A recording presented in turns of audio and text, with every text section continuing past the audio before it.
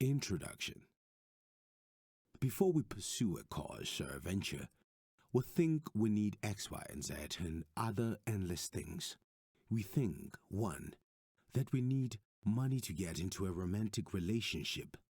2, to be a community leader in a community. 3, to be respected by our families. Okay, maybe we do here. We think we need material things to be a part of most things in life. I have started many business ventures with no or little money, and these businesses to an ordinary person required a lot of money. I'm not the smartest too. It is just things I have accidentally learned as I was starting many business ventures. This tutorial is inspired by consultation I gave to a lady who thought she needed a lot of money to start her business venture. I showed her she does not need over 80% of the money she thought she needed. I love this case because, well, I have learned the lessons here in many different ways. But this case is the best way to narrate it with enough detail, color, and nuance. I love the word nuance. I take every chance available to slot it into a conversation. I call this lesson or trick finding penetrative advantages of starting a business. It's not the sexiest title. I hope you will realize the importance of calling it this. Enjoy.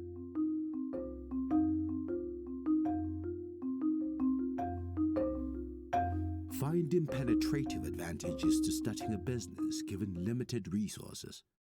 A lesson business plans and schools don't teach.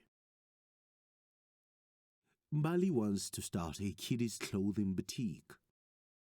Let us call her Mbali, a fictitious name, of course. She wants to start a kiddies' clothing boutique where she designs all the clothes. This is noble. I like her idea. She has written a wonderful business plan with good projections. She studied accounting in university. It was easy for her to write it. Her shop will be at Mollet Reds in Centurion. A lot of families live there, the middle class to upper middle class. The business requires 300,000 rands. She has good projections. I've said this already, Mus. Mall space is not that cheap, FYI. She needs funding. She only has a startup capital of 5,000 rands.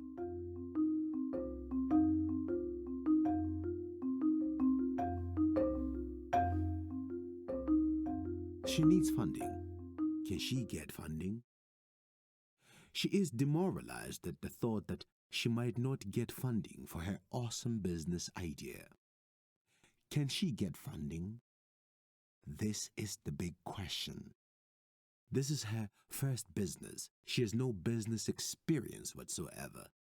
Sometimes she cries at night. She really wants to make this business happen.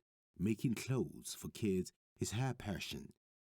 She applied to the 4 banks for funding. They all said no. It is her first business, remember. She has no collateral at all, and the business has not yet generated any income. Banks require these mentioned things: collateral, a bit of experience, and a track record of an income-generating business. She applied to 2 government funding agencies. It has been 6 months, and she has heard nothing from them. She cries again. At least her boyfriend is there to encourage her. Maybe she should date a richer boyfriend. She is getting impatient. She realizes she cannot leave her progress in the hands of other people. She tells Ntabi, her friend, of her challenges. Ntabi refers her to Tiisetso. That is me. According to Ntabi, I am an expert in starting businesses with little funds. Okay, I will take that. I cannot refuse such a compliment. The reality is, money is not cheap. It is only smart for investors to back up projects which have some traction or leverage. Either the venture has produced some directional progress, the entrepreneur has some entrepreneurial experience and a bit of income. No one is forced to finance anyone.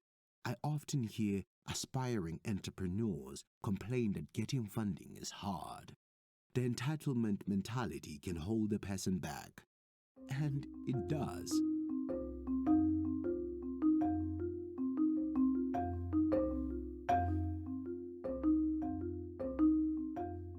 What should be of worry to new entrepreneurs?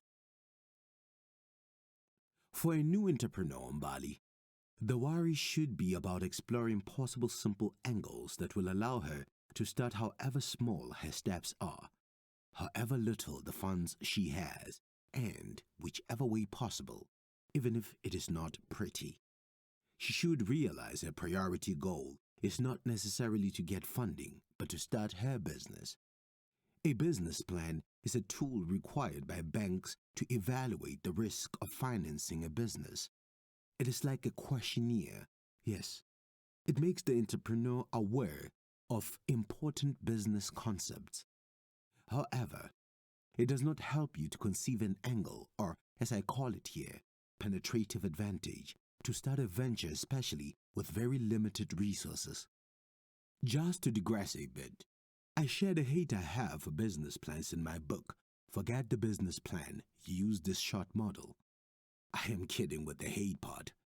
The book explains a far better alternative to business plans. It explains a model I devised called the EBC business model. Check it out on my website. Business plans will not teach you an angle to make a business work given what you do not have. I showed my sister Bali that she could start bit by bit. Her business model is she will design the clothes herself, buy fabric, and take it to a CMT. A CMT is short for clothing manufacturer. You come with the designs and fabric. They sew up the clothes. Usually, it is a small quantity manufacturer. So far, Bali is fine with her planning. Remember, I used to make clothes. If you don't, then you did not read my bio. The only problem is she does not have the funding she requires. The funding could or not. She's not in control.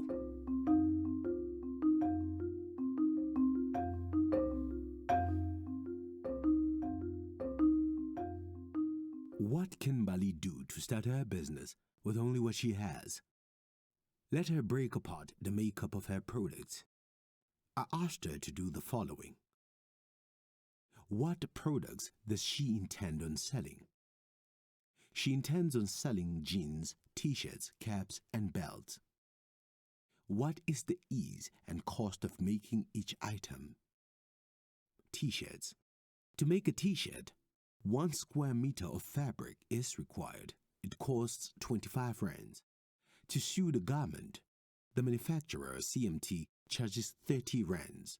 And a pattern of the t-shirt has to be drawn out. It costs a once-off fee of 500 rands. The pattern can be used again over and over. For each t-shirt style she designs, it needs to be made available in 3 sizes, small, medium, and large. Therefore, it costs 55 rands to make a t-shirt, plus the once-off fee of 500 rands for the pattern. Jean pants. It takes the same procedure as t-shirts. To make things simpler, let us say it costs the same. To make jean pants, it costs 55 rands per pant, 25 rands fabric, and 30 rands manufacturing, plus the once-off fee of 500 rands for the pattern. Caps. She found a cap supplier that makes an assortment of caps. Big retailers also buy from this supplier and brand with their logos. She has decided that at first she will not design and manufacture the caps from scratch. She will buy from this supplier and put her stylish, catchy, awesome logo onto it. The cap costs 20 rands.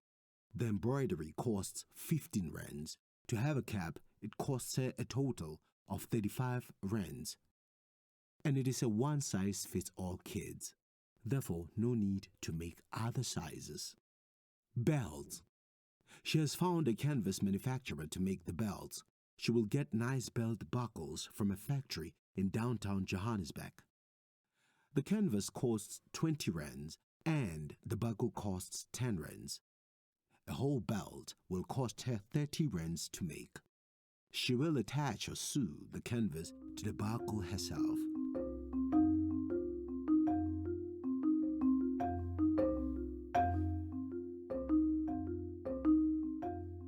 What is Mbali thinking right now? The questions and breakdown above were to lead her to realize what she can do with whatever she has. This is the taking control I was talking about. She is thinking it would be easy and affordable if she were to start with caps and belts. She thinks the process of making t-shirts and pants is a bit complicated and expensive as opposed to making caps and belts. Her 5,000 rand is enough to enable her to start. She can start with either caps or belts, or any combination or all of these. It is allowed.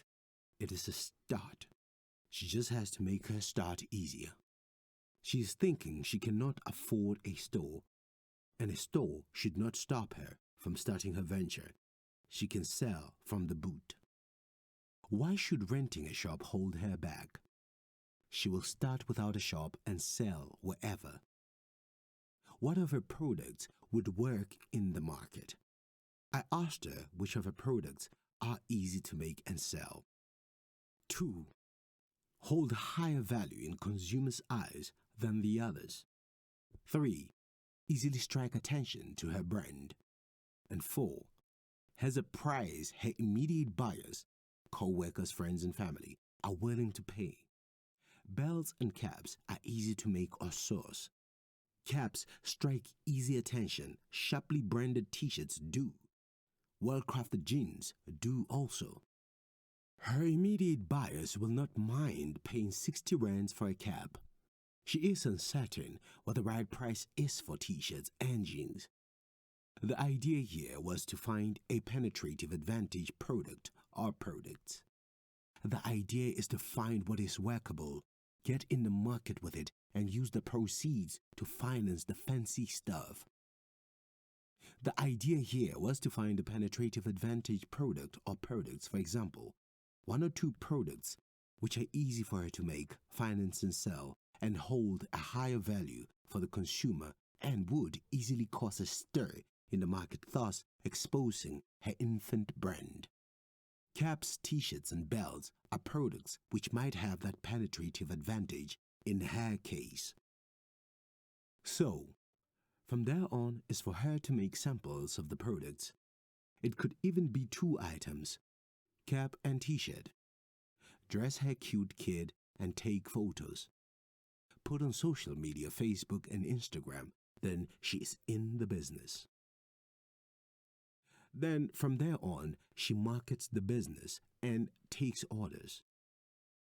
The question would be where to find parents who might have an interest in her clothes.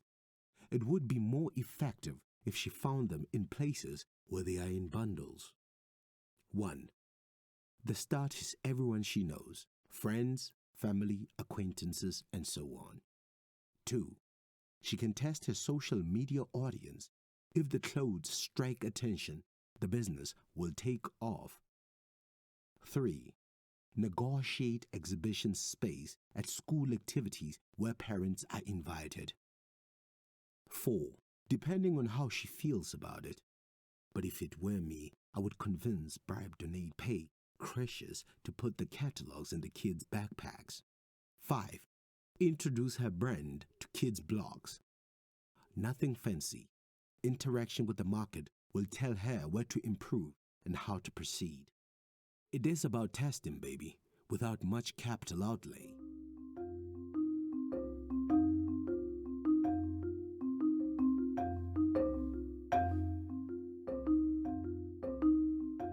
What you have learned. The idea here is to help you understand that you have the power to start your business. So how can you start a business? You have to do the following. 1. List the products you want to sell. 2. Break each product down. For example, the components and processes involved, the makeup, and the cost thereto. 3. Evaluate which products are easy to make. When you have dismantled the products, you will then realize what products are easy and affordable for you to start with. 4. Then analyze which of the products could bring easy attention to your business and make quicker and easier sales. 5. Evaluate which other things you could do without. For example, saving money by not printing business cards. 6. Then it becomes easier for your mind to start deciding which things you do not need to start with. In Mbali's case, it is renting a shop, and that she can start with just caps, belts, and t-shirts with her little 5,000 rands. How to Start a Business was written by Tiisetso Maloma and narrated to you by Bafana Subsem Dini, courtesy of the EarRead Project.